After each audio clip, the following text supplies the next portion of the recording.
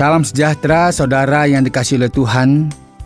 Rasanya saat ini adalah saat yang terindah sebab kita masih diberikan kesempatan oleh Tuhan untuk hidup dan juga kesempatan untuk mendengarkan firman-Nya.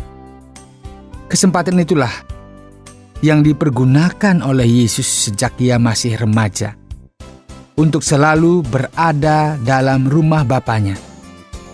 Saudara, program Figur yang saat ini saudara dengarkan akan mengajak saudara betapa pentingnya anak-anak muda mencintai Tuhan sejak masa muda mereka. Dan Yesus memberikan contoh kehidupannya melalui pelajaran berikut ini. Saya Yohanes dari studio mengucapkan selamat menikmati berkat Tuhan dalam kehidupan saudara.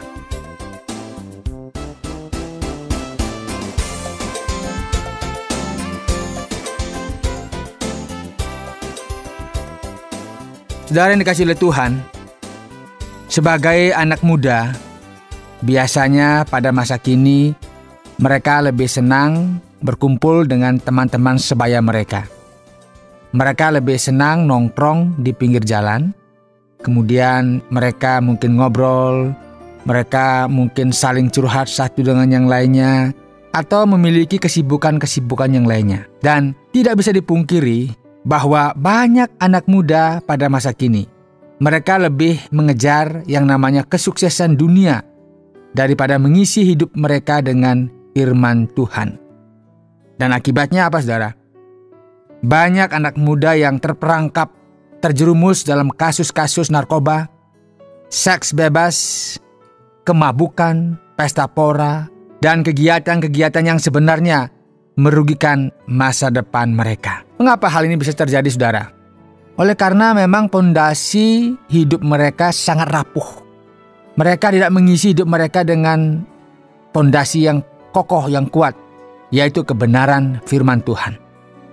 Nah, pertanyaannya, bagaimana dengan masa muda Yesus? Ini kadang-kadang jarang diungkapkan.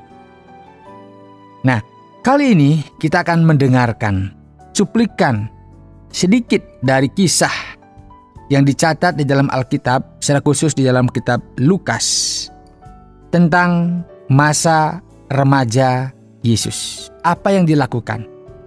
Mari kita dengarkan bersama-sama. Tiap-tiap tahun, orang tua Yesus pergi ke Yerusalem pada hari raya Paskah. Ketika Yesus telah berumur 12 tahun, pergilah mereka ke Yerusalem seperti yang lazim pada hari raya itu. Sehabis hari-hari perayaan itu, ketika mereka berjalan pulang, tinggallah Yesus di Yerusalem tanpa diketahui orang tuanya. Karena mereka menyangka bahwa Ia ada di antara orang-orang seperjalanan mereka. Berjalanlah mereka sehari perjalanan jauhnya, lalu mencari Dia di antara kaum keluarga dan kenalan mereka. Karena mereka tidak menemukan Dia, kembalilah mereka ke Yerusalem sambil terus mencari Dia. Sesudah 3 hari, mereka menemukan Dia dalam bait Allah. Ia sedang duduk di tengah-tengah alim ulama sambil mendengarkan mereka dan mengajukan pertanyaan-pertanyaan kepada mereka. Dan semua orang yang mendengar Dia sangat heran akan kecerdasannya dan segala jawab yang diberikannya.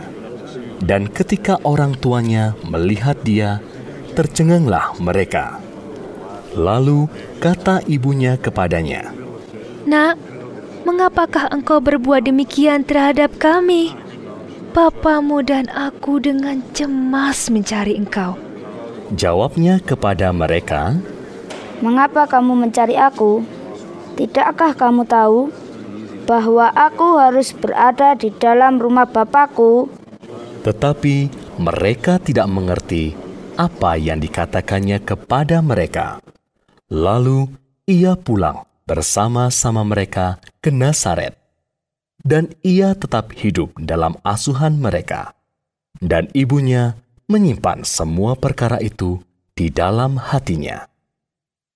Dan Yesus makin bertambah besar dan bertambah hikmatnya dan besarnya, dan makin dikasihi oleh Allah dan manusia. Saudara, demikian kita sudah mendengarkan cuplikan kisah masa remaja Yesus yang memang dicatat di dalam Alkitab. Dia digambarkan sebagai anak remaja yang berusia 12 tahun. Dan sebagai tradisi bagi masyarakat Yahudi, bahwa setiap tahun mereka secara bersama-sama datang ke Yerusalem untuk merayakan Paskah. Karena ini sudah menjadi ketetapan bahwa sudah diperintahkan oleh Tuhan bahwa semua umat Israel harus merayakan Paskah. Dan puncaknya mereka secara bersama-sama datang ke Bait Allah yang ada di Yerusalem. Perayaan Paskah ini dilaksanakan selama 7 hari dan digabung dengan perayaan roti tidak beragi. Jadi perayaan ini tidak saja mereka mensyukuri bagaimana Tuhan memelihara kehidupan mereka, mengingat kembali bagaimana Tuhan melepaskan mereka dari perbudakan di Mesir, tetapi juga mensyukuri segala berkat-berkat Tuhan yang terjadi di tengah kehidupan mereka, melalui ucapan syukur karena masa-masa panen yang telah mereka nikmati dalam kehidupan keluarga maupun dalam kehidupan masyarakat. Nah, dalam perayaan Paskah ini, di samping mereka mengingat kembali bagaimana Tuhan melepaskan mereka dari perbudakan di Mesir, mereka juga membawa persembahan seperti domba yang akan disembelih dan juga membayar biaya bagi Bait Allah. Nah, tidak terkecuali juga Yusuf dan Maria berangkat dari Nazaret, tempat mereka tinggal, menuju ke sebelah selatan, yaitu Yerusalem, bersama dengan rombongan. Biasanya mereka bersama-sama, sehingga tidak ada yang terhilang, tidak ada yang terlepas. Jadi dari Galilea mereka datang bersama-sama menuju ke Yerusalem. Bisa dibayangkan saudara, pada saat itu dari berbagai tempat, banyak rombongan, banyak anak-anak, ibu, bapak, semuanya hadir, merayakan, bersukacita, mengingat kembali bagaimana Tuhan berkarya di tengah-tengah kehidupan mereka. Dan kisah yang kita dengar tadi, bagaimana Yesus juga dibawa ke Yerusalem, dan ada satu peristiwa yang tidak pernah diduga oleh keluarga Yusuf dan Maria. Peristiwa itu apa? Karena begitu banyaknya orang, mungkin mereka ngobrol, bercerita.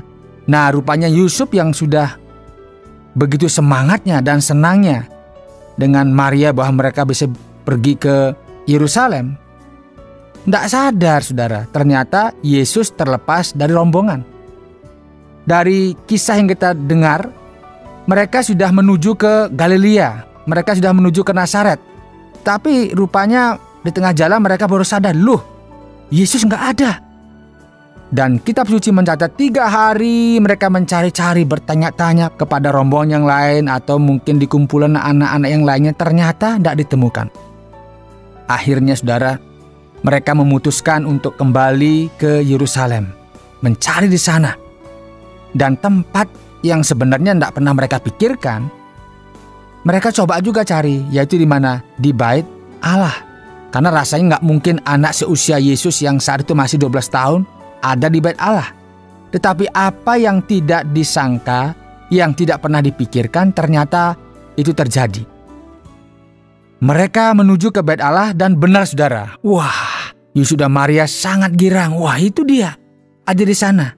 Dia bukan sedang bermain-main, dia bukan sedang ngobrol-ngobrol, tetapi dia sedang duduk, dikatakan, di antara alim ulama. Duduk untuk apa saudara di sana mereka? Dia duduk untuk mendengarkan bagaimana para alim ulama atau pemuka agama saat itu menyampaikan hukum-hukum Tuhan, dan dia tidak hanya mendengarkan, tetapi dia sangat aktif. Untuk apa? Untuk mengajukan pertanyaan-pertanyaan. Saudara, itu yang dilakukan oleh Yesus masa remajanya ketika dia usia 12 tahun yang dicatat di dalam Alkitab.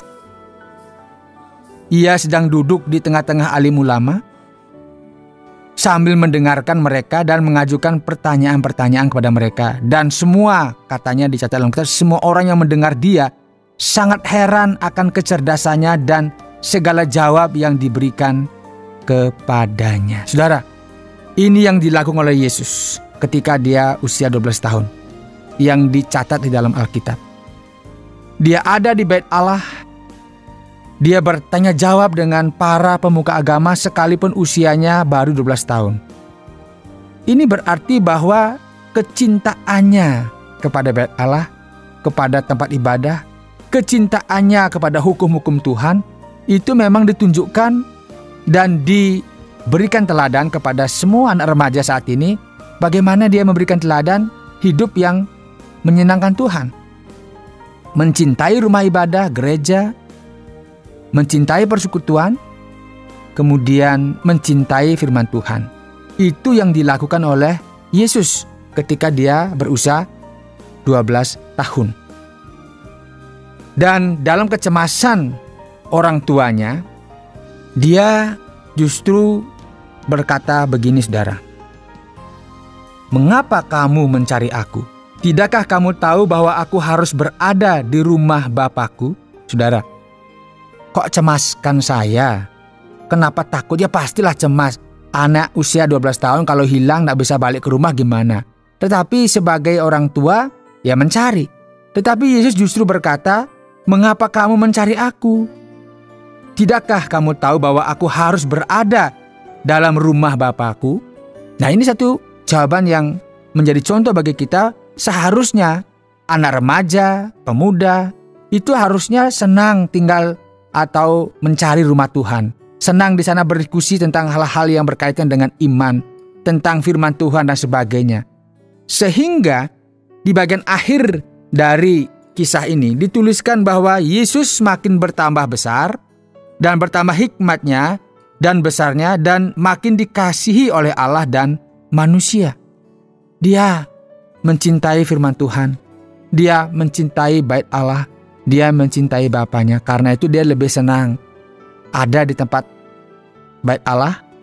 Dia lebih senang berdiskusi tentang firman Tuhan. Bukan berarti masa remaja Yesus dia tidak bermain dengan teman-temannya. Saya membayangkan dia pasti bermain dengan teman-temannya yang sebaya.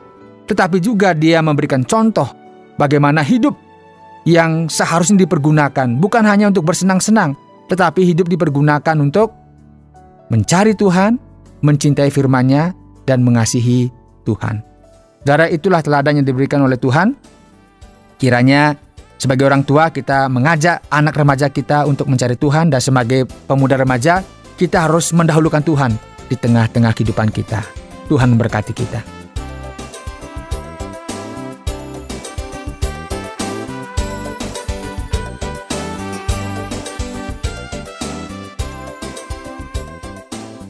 Saudara, demikianlah pelajaran yang telah kita dengarkan pada saat ini. Penting sekali saudara sebagai anak muda, sebagai remaja mencintai Tuhan, mencintai firman-Nya seperti yang sudah dilakukan oleh Tuhan Yesus Kristus. Dan saudara dapat belajar lebih banyak lagi tentang pribadi Yesus Kristus melalui program Figur yang disiarkan melalui radio kesayangan saudara ini atau melalui media-media lainnya. Dan jika saudara rindu untuk memberi kesaksian ataupun bertanya lebih banyak lagi tentang siapakah Yesus Kristus yang sebenarnya, silahkan kirimkan surat saudara ke Tromol Pos 261 Batu 65302 Jawa Timur atau melalui SMS ke 081 333 777 386. Sampai jumpa pada pelajaran berikutnya.